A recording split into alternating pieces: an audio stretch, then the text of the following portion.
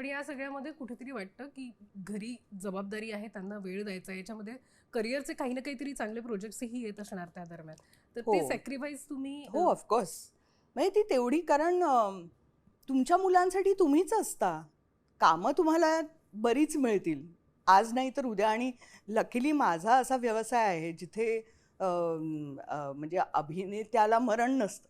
हम्म, तुम्ही कितीही वयवर्ष तुमचं असलं तरी तुम्ही ते करू शकता. अगदी. रिटायरमेंट एज नसते अभिनयासाठी. हो. त्यामुळे ते तुम्ही करत राहू शकता. पण हे वय महत्त्वाचं आहे ना त्यांचं. कारण हा काळ जो आहे ना तो पुन्हा कधीच येणार नाही आहे. आणि आता माझ्याच वरून बघितलं तर मी किती भेटते माझ्या आईला, खूप क्वचित भेटते. म्हणजे अच्छा. एक खूप मोठा काळ जो आहे तो एकत्रच घालवला. म्हणजे दिवस रात्र आम्ही हो. एकत्रच होतो.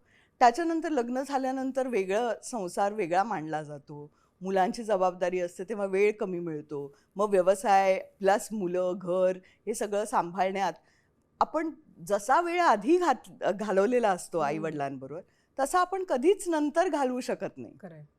म्हणजे फोनवर माझी दर एक दिवशी असतेच. म्हणजे असतं. माझं आईबरोबर संभाषण असतं 2 वेळा, सकाळी आणि रात्री. गुड नाईट, गुड मॉर्निंग असं असतं. असं असतं. वा. तर ते असतं. पण तरीही त्या पद्धतीने नाही. जसं आता माझ्या मुलांचं आणि माझं आहे, हम्म, तसं पुढे जाऊन नसणारच आहे ना.